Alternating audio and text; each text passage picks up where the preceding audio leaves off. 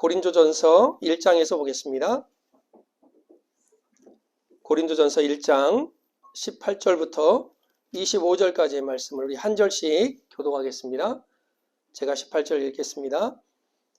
십자가의 도가 멸망하는 자들에게는 미련한 것이요 구원을 받는 우리에게는 하나님의 능력이라.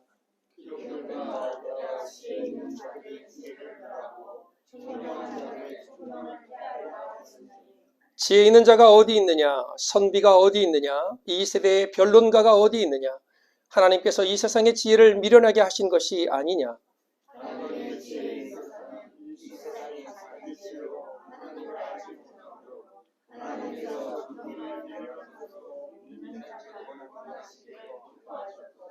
유대인은 표적을 구하고 헬라인은 지혜를 찾으나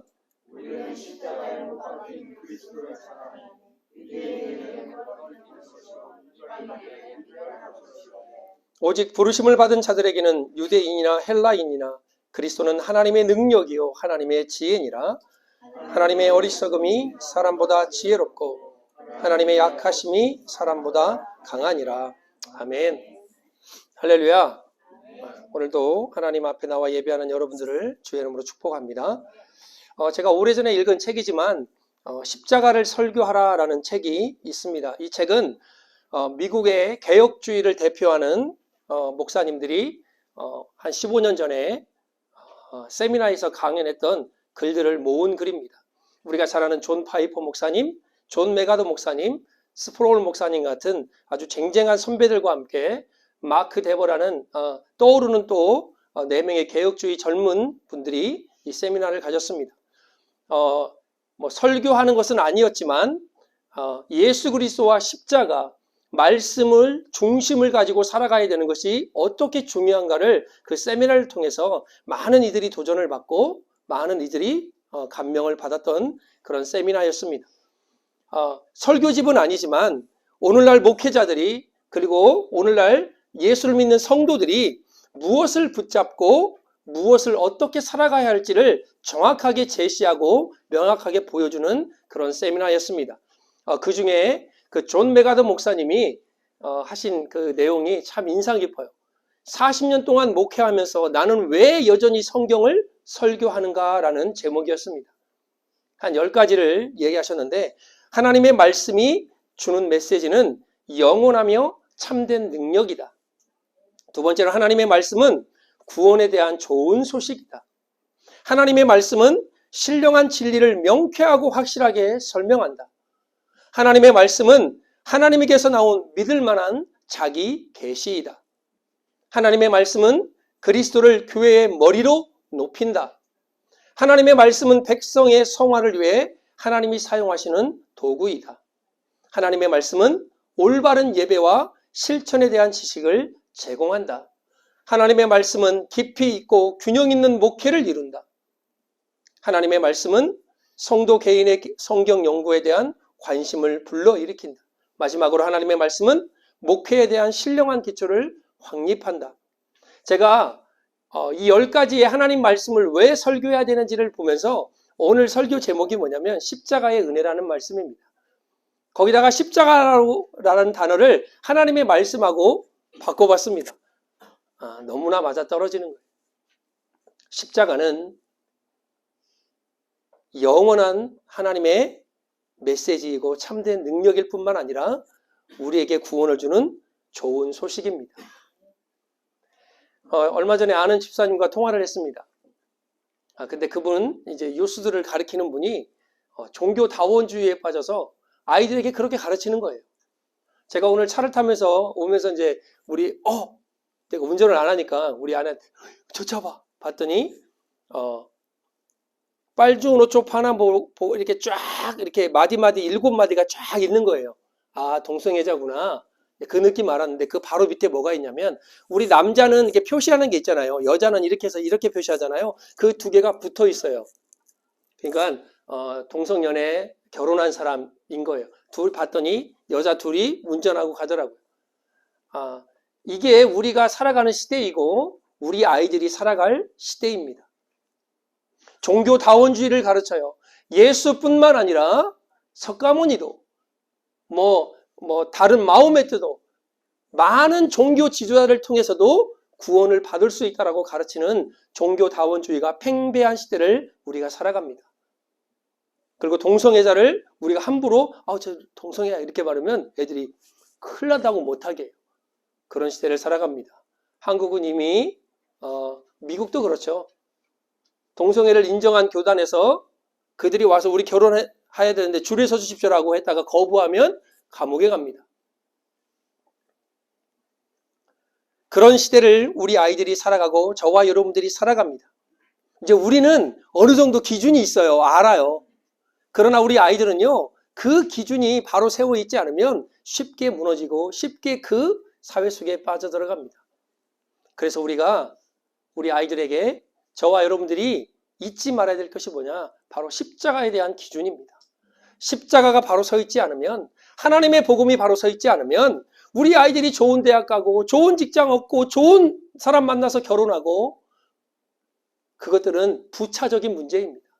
그들의 신앙이 무너지고 그들의 성경적인 가치관과 세계관이 무너지면 그것들은 하나님의 복이 아니라 하나님이 원하시는 방향으로 흘러가지 않기 때문에 심각하게 말하면 복이 아닐 수도 있는 것입니다.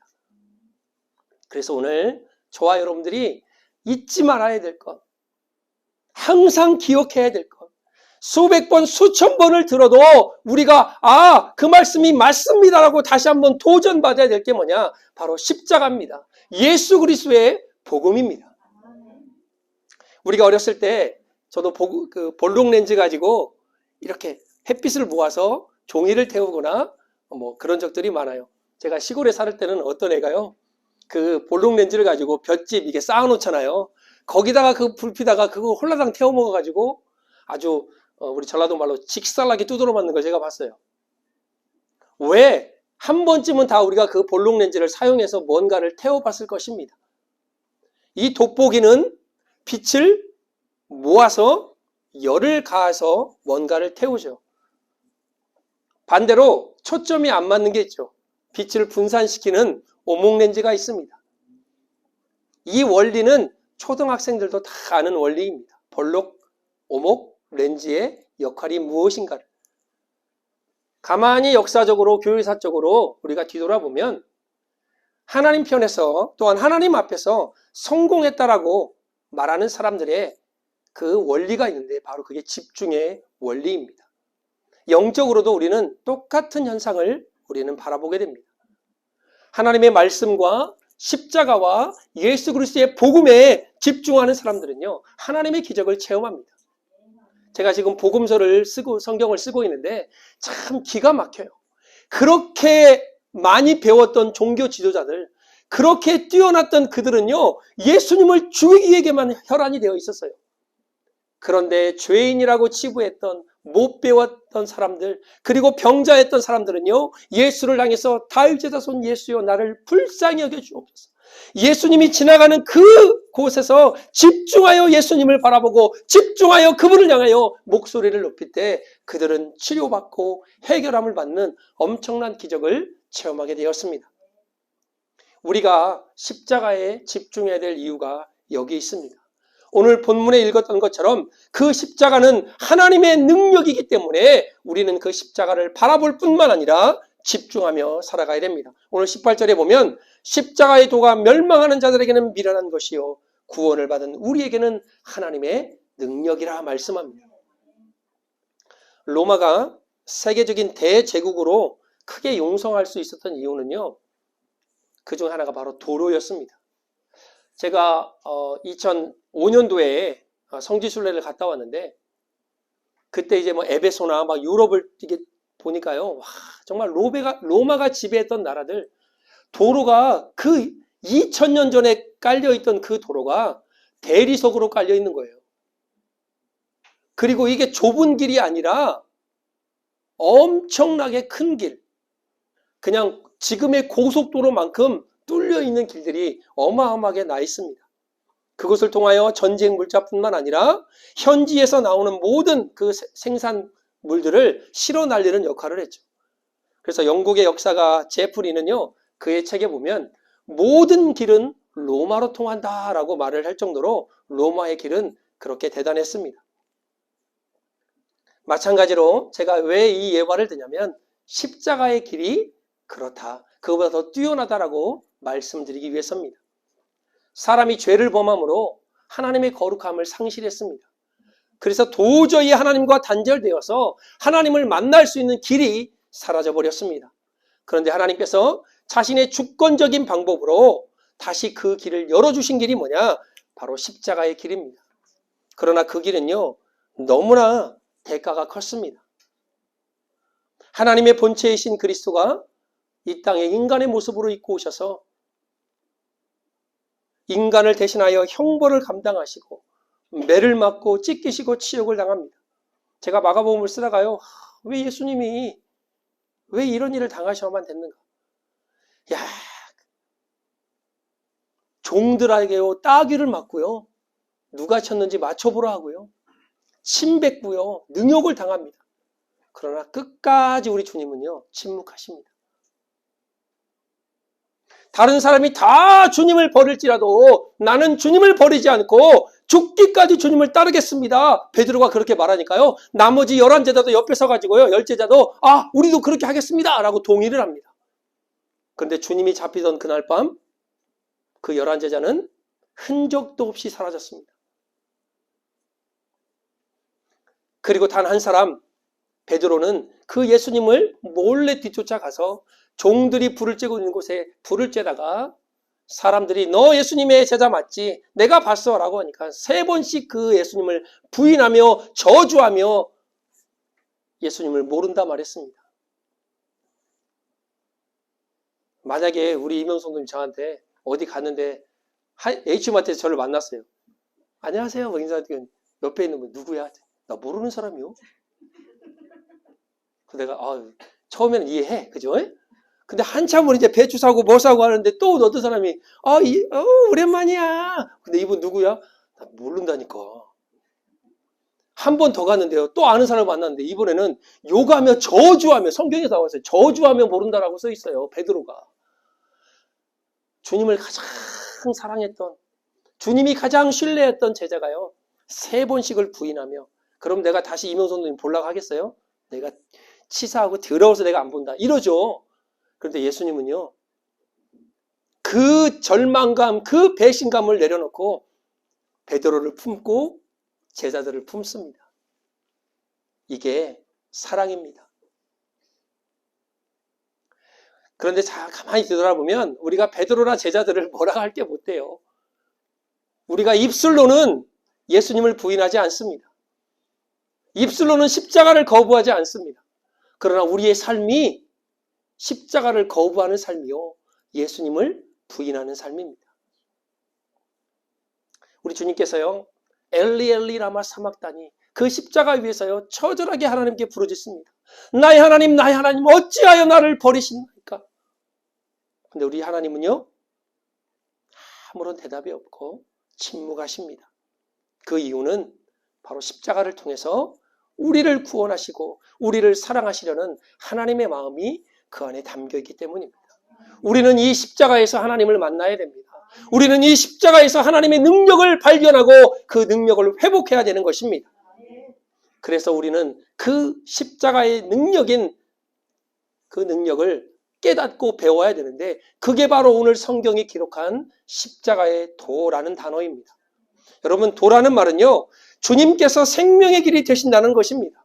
십자가가 오랜 기간 지속되었던 하나님과의 불화와 불통을 완전하게 해결하시고 하나님 만나는 길을 열으셨다는 뜻이 바로 십자가의 도라는 단어입니다. 이 도라는 단어는 헬라어로 로고스라는 단어입니다. 영어로는 메시지라는 단어이죠. 이 말은 무슨 말입니까? 십자가의 도가 곧 예수 그리스도의 말씀, 예수 그리스도 자신이라는 뜻을 나타내는 것입니다. 그래서 우리가 십자가의 도를 전한다는 것은요 십자가에 달리신 예수 그리스도를 증거하고 전한다라는 뜻입니다. 요한복음 14장 6절에 예수께서 가라사대 내가 곧 길이요 진리요 생명이니 나로 말미암지 않고는 아버지께로 올 자가 없다라고 말씀하시면서 오늘 본문에는요 십자가의 도가 구원을 받는 우리에게는 하나님의 능력이 됨이라 라고 말씀합니다. 그 십자가의 도가 막혀있던 하나님과의 우리의 길을 열으시고 그 길로 새롭고 산 길을 내었다라는 말씀입니다. 저와 여러분들은 적어도 그 십자가의 도의 길을 아는 사람들이기 때문에 멸망당하는 미련한 어리석은 사람들이 아니라는 것입니다. 바로 이 십자가에서 우리는 하나님을 만나고 하나님의 사랑을 체험하는 것입니다. 십자가가 하나님의 능력이라면 두 번째로 십자가는 하나님의 지혜가 그 안에 담겨 있습니다. 오늘 본문에 보면 지혜 있는 자가 어디 있느냐, 선비가 어디 있느냐, 이 세대의 변론자가 어디 있느냐, 하나님께서 이 세상의 지혜를 미련하게 하신 것이 아니냐. 고린도 지역은요, 당시 헬라의 유명한 도시 중에 두 번째 도시입니다. 로마가 헬라를 정복했지만 문화까지는 정복하지 못했습니다. 헬라의 가장 꽃을 피웠던 최고가 뭐냐, 바로 필라소피라는 단어입니다. 우리가 너무나 잘 아는 철학이죠. 제가 늘 얘기하지만 철학은 참 힘들어요. 어려워요. 제가 대학교 때 철학 3학점을 들었는데 얘기하잖아요. 아니, 여기 냇가가 하나 흐르는데 밟고 지나갔대요. 물어본대요. 이 냇가가 내가 지나온 냇가가 맞습니까? 틀립니까? 그러니까 틀린 것도 아니고 맞는 것도 아니고 맞다고 그랬더니 틀렸대, 교수님이. 왜? 밟고 지나왔으니까 그 이전의 물이 아니라는 거. 복잡해요. 머리 아파요. 근데 우리 주환이도 이제 철학을 들어야 되는데 그렇게 머리 아픈 게 철학입니다. 그런데 이 필라소피가 필로스, 사랑이라는 단어와 소피아라는 지혜가 합성한, 그러니까 철학을, 지혜를 사랑하는 게 바로 철학입니다. 그 당시에 얼마나 철학이 발전되었냐면 50개 분파, 각종 철학들이 난무한 이 시대에, 철학을 최고로 여겼던 이 시대에 십자가의 도를 전하는 거예요. 한번 생각해 보십시오. 하나님은 전도에 미련한 것으로 이 세상의 사람들을 부끄럽게 하신다고 말씀했는데, 철학을 최고로 여겼던 그들에게 십자가는요, 너무나 미련한 것이었습니다. 그런데 하나님은요, 그 미련한 방법으로 철학을, 지혜를 추구하는 그들을 부끄럽게 하셨다고 말씀합니다. 유대인은 표적을 구한다고 말해요. 그게 바로 우리가 말하는 표적은, 우리 예수 믿는 사람들은요, 기적과 표적이 일어나죠. 신비의 종교 아닙니까, 기독교는. 그러나 그 표적만 바라보고 맨날 거기만 쫓아다니면 바로 신비주의, 표적주의에 빠지는 거예요. 하나님의 말씀을 듣지 않고 뭔가 내 병이 났었습니다. 막 입에서 뭐가 막 나옵니다. 뭐가 보입니다. 그래서 그러잖아요. 투시 연사 가시면 딱, 다 보여? 그리고 막 봉투 뭐 써내면, 헌금 봉투 써내잖아요. 오늘 새로 오신 하민경, 하면서 막, 시집도 안 간 처녀한테 아들을 낳을 것이요, 막 이렇게 예언을 하고, 그러니까 이렇게 표정만 바라보면 그렇게 따라다니는 거예요. 하나님의 말씀이 중심이 안 돼 있으면 우리는 유대인처럼 그렇게 표적을 바라보는 그런 신앙으로 빠질 수밖에 없습니다. 예수님 십자가에 있는데요, 얼마나 예수님 사역, 공생의 사역과 하는데 기적을 많이 베푸셨습니까? 여러분, 눈먼 자가 눈을 뜨고 죽은 자가 살아나고 병든 자가 일어나면 그 얼마나 큰 표적입니까? 그런데 유대인은요, 믿지 않았어요. 그리고 결국은 십자가에 매달아 놓고 예수님이 뭐라 한지 아십니까? 아니, 유대인들이 뭐라 한 줄 아세요? 너가 하나님의 아들이면 그 십자가에서 내려와 봐라. 그러면 내가 믿겠다. 이게 표적을 내놓으라는 거예요. 표적을. 예수님이 항상 하셨던 말씀 뭐죠? 요나의 표적밖에는 내가 너희한테 보여줄 게 없어. 내가 죽었다가 내가 살아날 거야. 헬라인은요, 지혜를 구하는 거예요. 그러니까 논리적이고 계산적이고 합리적인 사고를 해달라는 거예요. 여러분, 이거 너무나 중요한 사고입니다. 논리적인 사고 중요하지 않아요? 합리적이고 계산적인 사고 너무나 중요합니다. 그러나 거기에 은혜가 빠지면요, 신앙을 삭막하게 만드는 가장 주요한 원인이 바로 이 이성주의입니다. 전도에 미련한 것으로 우리 주님께서는 표적을 구하는 유대인에게, 지혜를 구하는 헬라인에게 그 십자가의 도가 얼마나 중요한 것인 것을 그들을 부끄럽게 만드십니다. 여러분, 가장 흉악한 죄인이 달린 게 십자가가 아닙니까? 얼마나 큰 고통인지 로마의 법에는 십자가로 죽을 형을 로마인들은 면하게 해주는 그런 법을 제정할 정도로 십자가는요, 고통 그 자체입니다. 가장 악하고 악한 범죄를 저지른 자만이 십자가에 죽은 형을 받는데, 여러분, 그것을 전하고 있는 그 예수 믿는 사람들이 그것을 전하니 그것을 듣는 유대인과 헬라인들이 믿겠냐고요. 우리는 십자가에 못 박힌 그리스도를 전하니 유대인에게는 꺼리끼는 것이요 이방인에게는 미련한 것이라 말씀합니다. 전도는요, 캐리그마 선포입니다. 여러분이 복음을 전하는 것, 그들이 내가 이 말하면 저가 들을까? 이게 아니에요. 우리 아까 장로님 기도했죠. 눈치 보지 않고 하나님의 말씀을 증거하게 해달라고. 그게 바로 선포 아닙니까? 복음은요, 선포입니다. 내가 이 말하면 저가 어떻게 될까? 물론 상식적인 선에서 전해야 되죠. 오늘 왜 전도를 미련하다고 주님이 말씀하시느냐? 그 방법이나 방식 때문에 미련하다는 것이 아닙니다. 어떤 사람 그래요. 전도지 나눠주는 거 그거 옛날 수법 아니에요? 저는요, 물론 우리가 남에게 피해 주면서 전도하는 것은 우리가 금해야 되지만, 생각을 해야 되지만, 복음을 전하면서 우리도 제가 청년 때도 그랬거든요. 뭐 회관 같은 데 앞에 가가지고 기타 치면서 찬양하면 사람들이 몰려들어요. 그게 다 전에 예수 믿었던 사람들이야. 거의 한 80%는. 찬양이 흘러나오니까 그 마음에 끌려서 온 거예요. 그러면 그들에게 천천히 옆에 가서 이런저런 얘기 나눕니다. 그렇게 예수 믿는 사람들이 많았어요. 그리고 이 전도지 아무것도 아니고 때로는 사람들이 그냥 막 버립니다. 그러나 어떤 사람은요, 이 전도지 하나 때문에 그의 인생이 달라지는 사람이 있습니다. 때로는 지하철에서 예수 천당 불신자 외치는 사람이 있어요. 눈살이 찌푸려집니다, 때로는. 그러나 어떤 사람은요, 그 말에요, 가슴에 충격을 받아서 하나님 앞에 돌아오는 사람이 있어요. 전도의 방법이나 방식 때문에 하나님께서 미련하다고 한 게 아니에요. 우리가 전하는 예수 그리스도의 복음을 전하는 방법과 방식은 그 어떤 것도 미련하지 않습니다. 왜 전도에 미련하는 것이라고 하느냐? 그 당시에 십자가가 미련한 것이었어요. 유대인들에게, 헬라인들에게 도저히 용납할 수 없고 받아들일 수 없는 게 십자가였습니다. 지난주에 어떤 우리 성도님하고 통화를 했습니다. 만나는 사람에게 예수님을 자랑하고 교회를 자랑하고 성도님들을 자랑하고 목사를 자랑하고, 그게 전도 아닙니까? 만나는 사람에게 우리 교회는 와볼 때가 못 돼. 우리 교회는 성도님들이 맨날 인상만 쓰고 오면 막 권투 선수들 같아. 한번 붙으면 막 싸우려고 해. 그러면 교회 오겠냐고요. 우리 목사님은 키 크고 잘생기긴 했는데 좀 이상해. 네, 앞에는 저 칭찬을 하고 뒤에는 조금 내린 겁니다. 막 이상해. 우리 목사님 막 그러면 오겠냐고요.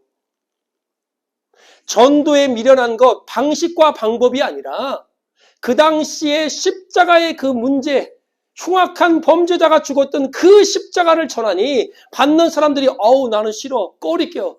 그러나 그 십자가에는 하나님의 능력이 있고 하나님의 지혜가 있다라고 제가 말씀드렸습니다. 그래서 여러분들이 어떠한 방법이든 예수 그리스도의 복음을 전하면 바로 그 십자가를 통해서 하나님의 능력이, 하나님의 지혜가 여러분에게 공급된다는 것입니다. 그들에게 어리석고 미련하게 보이는 십자가에 하나님의 능력이 있다면 우리는 그 십자가를 바라보고 그 십자가를 의지하고 붙잡아야 될 이유가 거기에 있는 것입니다. 오늘 24절에 보면 오직 부르심을 받은 자들에게는 유대인이나 헬라인이나 그리스도는 하나님의 능력이요 하나님의 지혜라라고 말씀합니다. 여러분, 십자가를 부끄러워하지 마십시오. 그 십자가가 우리를 구원했고 그 십자가의 능력이 있기에 하나님의 능력을 공급받음으로 우리가 세상을 넉넉히 이길 수 있는 힘이 그 안에 담겨 있는 것입니다. 죄인이건 유대인이건 배운 자건 가진 자건 못 가진 자건 못 배운 자든 상관하지 않습니다. 주님 앞에 나오는 자, 십자가를 의지하는 자, 십자가를 바라보는 그 사람들에게 하나님은 오늘 24절의 말씀처럼 하나님의 능력과 지혜를 주시겠다 말씀합니다. 여러분, 하나님의 부르심에는요, 크게 두 가지로 구분하죠. 하나는 구원의 부르심입니다. 저와 여러분들은 예수 그리스도를 통하여 하나님께서 우리를 부르신 그 구원의 부르심에 응답하고 돌아온 사람들입니다. 그렇다면 또 하나의 부르심이 있습니다. 그 부르심은 사역으로의 부르심입니다. 에베소서 4장에 보면 그가 어떤 사람은 사도로, 어떤 사람은 선지자로, 어떤 사람은 복음 전하는 자로, 어떤 사람은 목사와 교사로 삼으셨으니 이는 성도를 온전하게 하여 봉사의 일을 하게 하며 그리스도의 몸을 세우게 하려 하심이라. 저희 아내 언니도 사모님이잖아요. 이제 목사님 교회 갔더니 우리만큼 숫자가 우리만큼 돼요. 근데 한 사람이 일당 100의 역할을 감당하고 있대요. 보니까 설교를 듣는데 그 목사님이 이런 얘기를 하시더래요. 성도를 제대로 가르쳐야 내가 하나님 앞에 가서 하나님 앞에 책망받을 게 없다 이거예요. 저도 늘 그렇게 생각하는 사람입니다. 저와 여러분들은 언제 하나님 앞에 가요? 그런데 나는 여러분보다 더 책임이 커요. 너 어떻게 가르쳤니? 그들을 어떻게 인도했니? 그들을 어떻게 훈련했니? 여러분, 하나님의 백성으로 우리가 구원받은 하나님의 백성으로 왔다면 이제는 하나님의 일꾼으로 일을 해야 돼요. 그게 하나님의 부르심의 첫 번째 목적입니다. 사역으로의 부르심. 일을 해야 하나님한테 받을 게 있죠. 내가 기도해야 하나님 앞에 응답받을 게 있죠. 내가 일을 해야 하나님이 나에게 주시는 은혜를 내가 받을 수 있는 거 아닙니까? 마가복음 3장에 부르심의 또 다른 부르심이 또 하나 있습니다. 그게 뭐냐면 또 산에 오르사 예수님이 자기가 원하는 자들을 부르시니 나아온지라. 이에 12를 세우셨으니 이는 자기와 함께 있게 위하며 또 보내사 전도도 하며 귀신을 내어 쫓는 권능을 가지게 하려 하십니다. 여러분, 구원받은 백성들은요, 하나님이 전도할 때, 하나님의 말씀을 증거할 때 우리 주님이 함께 하시겠답니다. 마태복음 28장 말씀 아닙니까? 또한 귀신을 내어 쫓는 권능도 주시겠다 말씀합니다. 이게 언제 일어나냐? 십자가의 도를 증거할 때 일어나요. 제자들이요, 귀신 들린 아이를 데려온 아버지가 예수님께 옵니다. 내가 제자들한테 부탁했는데요, 안 고쳐져요. 그러니까 예수님이요, 이 믿음이 적은 자들아, 도대체 내가 언제까지 너희들을 참아야 되겠느냐? 아이를 데려오라. 말씀 한마디에 내쫓습니다. 그러니까 제자들이 물어요. 예수님, 우리는 왜 못 쫓았죠? 그냥. 예수님 뭐라 말씀하십니까? 기도 외에는, 금식 외에는 이런 유가 나가지 않는다라고 말씀합니다. 기도하지 않는데, 십자가를 붙들지 않는데 어떻게 능력이 나오겠냐고요. 가끔 여러분, 우리 이제 믿는 사람들이 목사님한테 기도받을 때가 있잖아요. 좋은 겁니다. 그러나 진짜 능력은 어디서 오냐? 바로 이 십자가를 붙들고 예수 그리스도의 복음을 증거할 때 하나님의 강력한 역사가 일어납니다. 제자들이요, 복음 전하는데 막 귀신이 쫓겨나고요, 막 난리가 났습니다. 그러니까 우리 주님이 와가지고요, 주님께 와가지고, 예수님, 엄청난 일이 벌어졌어요. 예수님이, 그거는 당연한 일, 그것 때문에 말고 너의 이름이 하늘나라에 기록된 그것으로 더 기뻐하라고 말씀합니다. 이 얼마나 멋진 얘기입니까? 하나님 나라에 우리의 이름이 기록되어 구원의 부르심으로 받은 우리들, 또 하나 예수 그리스도의 십자가를 붙들고 나가는 곳곳마다 귀신이 꼬꾸라지고 내어 쫓김을 받는 하나님의 능력을 받은 우리들, 이게 바로 성도라는, 크리스찬이라는 이름에 들어있는 엄청난 능력입니다. 요즘 한국에 유기견 때문에 많이 그 사건들이 많이 일어나요. 개를 키우다가 다 버려. 그러려면 키우지나 말든지. 그러니까 이 개들이요, 이제 돌아다니면서 3, 4, 5 떼를 지어서 막 10마리, 12마리씩 무리를 지어요. 막 등산로에 올라가는 사람들을 막 유혹하기도 하고요. 산에 고라니 다 죽이고요. 심지어는 농가에 내려와서 이 개들이 자기의 필요한 것만 먹으면 되는데 재미로 다 죽이는 거예요. 닭들 막 수백 마리를 다 물어서 그냥 악 이렇게 해서.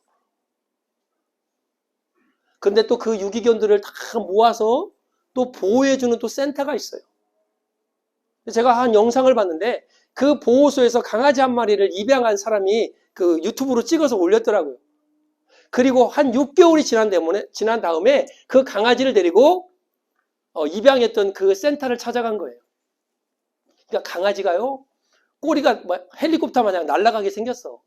그 자신을 돌봐줬던 사람들을 막 보고 막 꼬리를 흔드는데요, 막 좋아서 어쩔 줄을 몰라요. 근데 그것을 보면서 영상 마지막쯤 되니까 그 영상을 올렸던 사람이 이런 글을 쭉 내보내는 거예요. 강아지 한 마리를, 유기견 한 마리를 입양했다고 세상이 달라지진 않습니다. 그러나 입양된 그 강아지에게는 세상이 달라지게 된 것입니다. 제가 이 글을 읽는데요, 가슴이 뜨거워지는 거예요. 그리고 제가 바로 거기다 메모를 했습니다.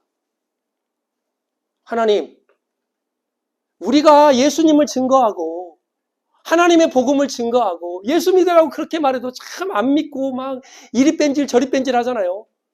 그리고 그 한 사람이 교회에 왔다고 그래서 세상이 달라지진 않을 겁니다. 그러나 우리가 전한 복음을 듣고 그가 하나님을 만난다면 그는 세상이 달라지고 영원한 생명을 얻게 될 것입니다. 제가 막 강아지 한 마리 때문에 은혜 받아가지고요, 한 주간 동안 막 되게 가슴이 벅차쓰고 뛰어올랐어요. 저와 여러분들이 전하는 복음, 그 십자가가 때로는 참 내가 이걸 왜 해야 되지? 이렇게 열심히고 이렇게 노력했는데 왜 사람들은 내 말을 듣지 않지?